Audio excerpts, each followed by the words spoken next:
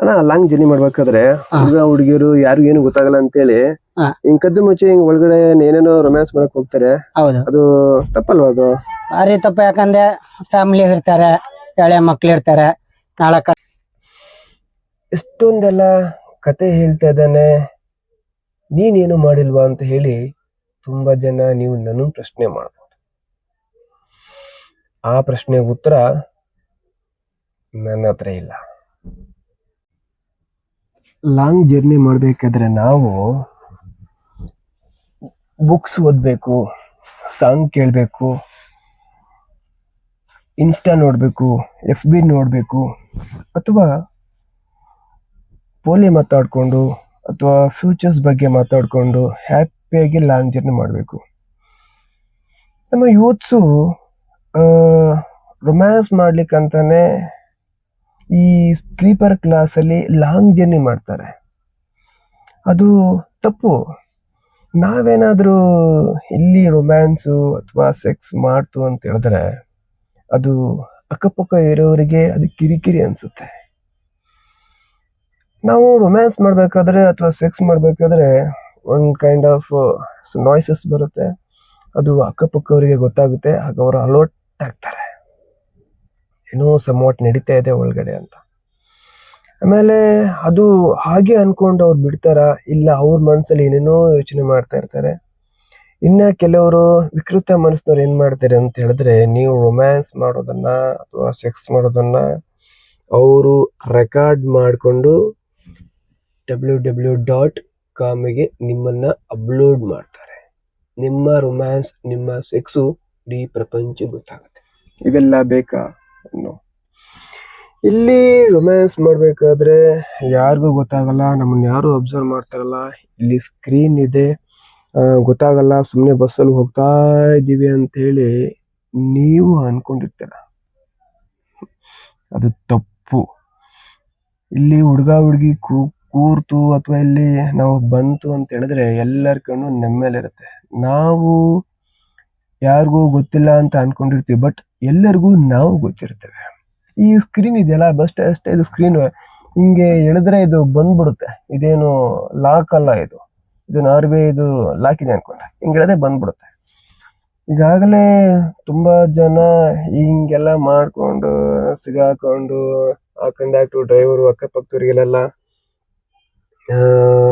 ಜಗಳ ಆಡ್ಕೊಂಡು ಮಾಡಿದ್ದಾರೆ. ಅವೆಲ್ಲ ನಾವು ಮಾಡಬಾರ್ದು. ಯಾಕೆ ಮಾಡಬೇಕು? ಅದು ತಪ್ಪಲ್ವಾ? ನಮಗೆ ಆ ಥರ ಏನಾದರೂ ಮಾಡಬೇಕು ಅಂತ ಹೇಳಿದ್ರೆ ರೆಸಾರ್ಟ್ಗಳಿದೆ, ಅಪಾರ್ಟ್ಮೆಂಟ್ಗಳಿದೆ, ಮನೆಗಳಿದೆ, ಫ್ಲ್ಯಾಟ್ಗಳಿದೆ. ಅಲ್ಲಿ ನಾವು ರೊಮ್ಯಾನ್ಸ್ ಮಾಡಿ ಯಾರೇನು ಕೇಳಲ್ಲ ಅಥವಾ ಯಾರಿಗೂ ಗೊತ್ತಾಗಲ್ಲ. ಈ ತುಂಬ ಜನ ಈ ಹುಡುಗರು ಏನು ಗೊತ್ತಾ, ಈಗ FB, insta, college friends, ITBT colleagues ಇಲ್ಲಿ ಪರಿಚಯ ಮಾಡ್ಕೊಂಡ್ಬಿಟ್ಟು ಇಲ್ಲಿ ಸೇಫ್ಟಿ ಆಗಿರುತ್ತೆ. ಲಾಂಗ್ ಜರ್ನಿ ಮಾಡ್ಬೇಕಾದ್ರೆ ಯಾರಿಗೂ ಗೊತ್ತಾಗಲ್ಲ. ಇಲ್ಲಿ ರೊಮ್ಯಾನ್ಸ್ ಮಾಡ್ಕೊಂಡು ಹೋಗ್ಬಹುದು, ಅವರು ಸಪೋರ್ಟ್ ಮಾಡ್ತಾರೆ ಅಂತೇಳಿ ನೀವು ಅಂದ್ಕೊಂಡು ಇಲ್ಲಿಗೆ ಬರ್ತೀರ. ಇದು ಲಾಂಗ್ ಜರ್ನಿ ಮಾಡಕ್ಕೆ ಅಷ್ಟೇ. ಈ ಬಸ್ಸಿನಲ್ಲಿರೋ ಈ ಸ್ಲೀಪರ್ ಕ್ಲಾಸ್ ವ್ಯವಸ್ಥೆ ಇದೆಲ್ಲ ಸೂಪರ್ ಆಗಿರುತ್ತೆ. ನಮ್ಮ ಮನೆ ಬೆಡ್ರೂಮ್ಗಿಂತನೂ ತುಂಬ ಚೆನ್ನಾಗಿ ಮಾಡಿರ್ತಾರೆ.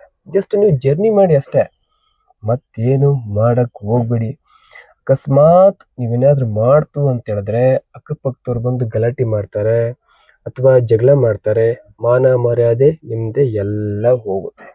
ಕಾಮಾತುರಾಣಂ ನಾ ಭಯಂ ನಾ ಲಜ್ಜಾ ಅಂತ ಹೇಳಿದ್ರೆ, ಭಯನೂ ಇಲ್ಲ ಲಜ್ಜನೂ ಇಲ್ಲ ಅಂತ ಹೇಳಿದ್ರೆ ಅಲ್ಲಿ ನೀವು ಕೆಟ್ಟ ದೃಷ್ಟಿಗೆ ಒಳಗಾಗ್ತೀರ, ಬಸ್ನಲ್ಲಿ ಇರೋರು ಎಲ್ಲರಿಗೂ ಕೂಡ. ಎಷ್ಟೊಂದೆಲ್ಲ ಕತೆ ಹೇಳ್ತಾ ಇದ್ದಾನೆ, ನೀನೇನು ಮಾಡಿಲ್ವಾ ಅಂತ ಹೇಳಿ ತುಂಬಾ ಜನ ನೀವು ನನ್ನ ಪ್ರಶ್ನೆ ಮಾಡ್ಬೋದು. ಆ ಪ್ರಶ್ನೆಗೆ ಉತ್ತರ ನನ್ನ ಹತ್ರ ಇಲ್ಲ. ಅಣ್ಣ ಲಾಂಗ್ ಜರ್ನಿ ಮಾಡ್ಬೇಕಾದ್ರೆ ಹುಡುಗ ಹುಡುಗಿಯರು ಯಾರು ಏನು ಗೊತ್ತಾಗಲ್ಲ ಅಂತೇಳಿ ಹಿಂಗ್ ಕದ್ದು ಮುಚ್ಚಿ ಹಿಂಗ್ ಒಳಗಡೆ ಏನೇನೋ ರೊಮ್ಯಾನ್ಸ್ ಮಾಡಕ್ ಹೋಗ್ತಾರೆ. ಹೌದು, ಅದು ತಪ್ಪಲ್ವಾ? ಅದು ಭಾರಿ ತಪ್ಪು. ಯಾಕಂದ್ರೆ ಫ್ಯಾಮಿಲಿ ಇರ್ತಾರೆ, ಎಳೆ ಮಕ್ಳು ಇರ್ತಾರೆ, ನಾಳೆ ಕಡೆ ಓಡಾಡ್ತಾರೆ. ನಾವು ಒಂದು ದಿವಸ ಖುಷಿಗೋಸ್ಕರ ಆಸೆ ಪಡ್ಕೊಂಡು ಇಂಕೊಬ್ರು ಮಕ್ಳ ಎದುರುಗಡೆ ಸೀಟಲ್ಲಿ ಕೂತಿರ್ತಾರೆ. ನೋಡಾಗ ಅವ್ರಿಗೆ ಏನಂತಾರೆ, ಇವ್ರು ಏನೋ ಮಾಡ್ತಾರೆ ಅಂದ್ಬಿಟ್ಟು ಅವ್ರು ಹಂಗೆ ಮಾಡಕ್ ಹೋಯ್ತಾರೆ. ಥರ ಎಲ್ಲ ಮಾಡಬಾರ್ದು. ಯಾಕಂದ್ರೆ ಒಂದು ಫ್ಯಾಮಿಲಿ ಇರ್ತದೆ, ನಾವು 4 ಜನಕ್ಕೆ ಬುದ್ಧಿ ಹೇಳ್ಬೇಕು. ಯಾಕಂದ್ರೆ ಅವ್ರು ಮಾಡ್ತಾರ ಗಲೀಜ್ ಅಂದ್ಬಿಟ್ಟು ಇಂಕೊಬ್ರಿಗೆ ಅಲ್ಟ್ ಮಾಡಬಾರ್ದು. ಮಾಡಂಗಿದ್ರೆ ಯಾಕಂದ್ರೆ ಅವರು ಫ್ಯಾಮಿಲಿ ಇರ್ತದೆ, ಅವ್ರು ಏನೋ ಅನ್ಕೊಂತಾರೆ, ಎಂತ ಬಸ್ಸಲ್ಲಿ ಬಂದ್ವಪ್ಪ ಬಾರಿ ಗಲೀಜ್ ಮಾಡ್ತಾರೆ, ನಾವು ಬೇರೆ ಬಸ್ಸಿಗೆ ಹೋಗ ಆ ತರ ಅಲ್ಟ್ ಆಗ್ಬಾರ್ದು. ಬಂದಿರೋ ಬಸ್ಸಲ್ಲಿ ಸಂತೋಷ ಬಿಡಪ್ಪ, ಈ ಬಸ್ಸಲ್ಲಿ ಬಂದಿದ್ವಿ, ನೆಕ್ಸ್ಟ್ ಬಸ್ ಅದ್ರಲ್ಲೇ ಹೋಗೋಣ ಅಂದ್ಬಿಟ್ಟು ಆಸೆ ಬರ್ಬೇಕು. ಮಕ್ಕಳು ಮರಿಗಳೆಲ್ಲ ಬರ್ಬೇಕು, 4 ಜನ ನೋಡಿ ಸಂತೋಷ ಪಡ್ಬೇಕು. ಅದರಿಂದ ನಾವು ಯಾರೇ ಆಗ್ಲಿ, ಫ್ಯಾಮಿಲಿ ಆಗ್ಲಿ, ಬ್ಯಾಚುಲರ್ ಆಗ್ಲಿ, ಒಂದ್ ಹುಡುಗಿನ ಕರ್ಕೊಂಡ್ ಬರಾಗ್ಲಿ, ನಮ್ಮ ಒಗ್ಗಟ್ಟು ಇದರಲ್ಲಿ ಇರ್ಬೇಕು. ಯಾಕಂದ್ರೆ ನಾವು ಖುಷಿಗೋಸ್ಕರ ನಾವು ಎಂಜಾಯ್ ಮಾಡ್ಬಾರ್ದು. 4 ಜನ ಇರ್ತಾರೆ, ನಮ್ನ ನೋಡೋರು ಏನ್ ಅನ್ಕೊಂತಾರೆ, ನಮ್ ಭವಿಷ್ಯ ಏನ್ ಅಂತಾರೆ, ಅವ್ರ ಫ್ಯಾಮಿಲಿ ಕಡೆ ನಾವು ಹುಡುಗಿನ ನೋಡಿ ಏನ್ ಅನ್ಕೊಂತಾರೆ, ತರ ಎಲ್ಲ ಮಾಡ್ಬಾರ್ದು. ಯಾರೇ ಆಗ್ಲಿ, ನಾನೇ ಆಗ್ಲಿ, ಇಂಕೊಬ್ರನ್ನ ನಮ್ಮಿಂದ ಇಂಕೊಬ್ರಿಗೆ ಒಳ್ಳೇದ್ ಮಾಡ್ಬೇಕು. ಅದ್ ಮಾಡ್ತೀವಿ ಅಂದ್ಬಿಟ್ಟು ಇಂಕೊಬ್ರನ್ನ ಕೆಟ್ಟದ್ ಮಾಡಕ್ ಹೋಗ್ಬಾರ್ದು. ಅದರಿಂದ ನಾವು ಹೇಳ್ಕೊಳೋದು ಅದೇ ಒಂದು ರಿಕ್ವೆಸ್ಟ್, ಯಾರನೇ ಆಗ್ಲಿ ದಯವಿಟ್ಟು ಆತರ ಮಾಡಕ್ ಹೋಗ್ಬೇಡಿ.